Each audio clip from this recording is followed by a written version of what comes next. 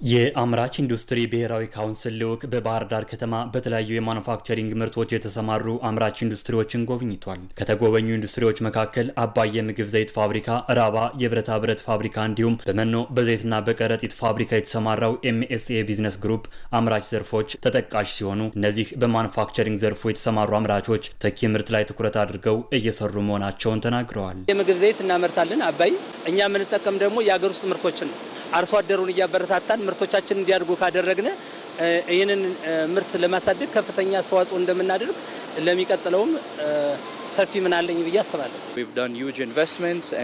ይህ የተሰማራንበት ትልቅ ኢንቨስትመንት ስራ የብረታ ብረት ማምረቻ ነው። ይህም የሀገር ውስጥ ጥሬ ዕቃዎችን በመጠቀም የተለያዩ መጠን ያላቸው ብረታ ብረቶችን እያመረትን እንገኛለን። ለምሳሌ ዘይት ከውጭ አሁን ድረስ ከውጭ ይመጣለኝ ሀገር ይህንን ለማስቀረት ነው፣ የውጭ እንትንን ለመተካት ነው ትልቅ ትኩረት አድርገን የምንሰራው።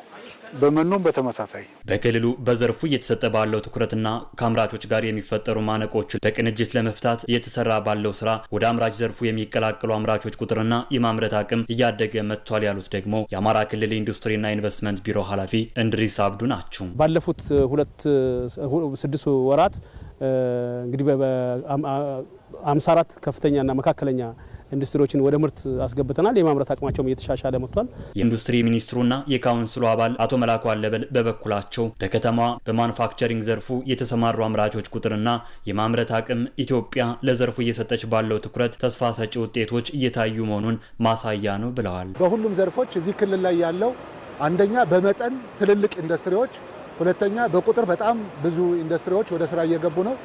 ሶስተኛው የማምረት አቅም አጠቃቀማቸው ከጊዜ ወደ ጊዜ እየተሻሻለ እንደሆነ አይተናል።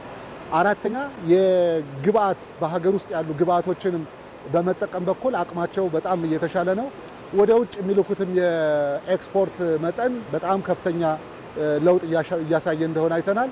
የመደመር መንግስት የኢንዱስትሪውን ዘርፍ ለመደገፍና አምራቾች ከነበረባቸው ችግሮች እንዲወጡ የተሰሩ ስራዎች በሁሉም ማሳያዎች ከፍተኛ ውጤት እየታየባቸው ነው የሚሉት አቶ መላኩ አለበል ከነዚህ በዘርፉ ከታዩ ለውጦች መካከልም ጥቂቶችን ያነሳሉ። ገቢ ምርትን በመተካት በኩል ያሳየነው ውጤት ነው።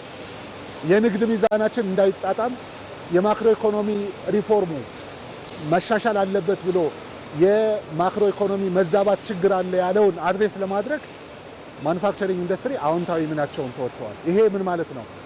ቀደም ሲል እስከ $340 ሚሊዮን ድረስ ብቻ የሚሆን ምርት በሀገር ውስጥ እየተመረተ ወደ ገበያ ይቀርብ ነበር። አሁን ባለው ሁኔታ ግን ከ4 ቢሊዮን በላይ የሚሆን ምርት በሀገር ውስጥ መተካት ተችሏል ማለት ነው። በጉብኝቱ በአምራቾች ዘንድ የኤሌክትሪክ ኃይል መቆራረጥና የመሳሰሉ መሰረተ ልማት ችግሮች እንዲሟሉ የተጠየቀ ሲሆን እነዚህን ጥያቄዎች በየደረጃው ለመፍታት ይሰራል ሲሉ የአምራች ኢንዱስትሪ ብሔራዊ ካውንስል ሰብሳቢ አምባሳደር ግርማ ብሩ ተናግረዋል። እና አሁን ብቻ አይተናል። ከተወሰነ ጊዜ በኋላ ተመልሰን ያነሷቸው ችግሮች በምን ያህል እንደተፈቱላቸው ደግሞ ተመልሰን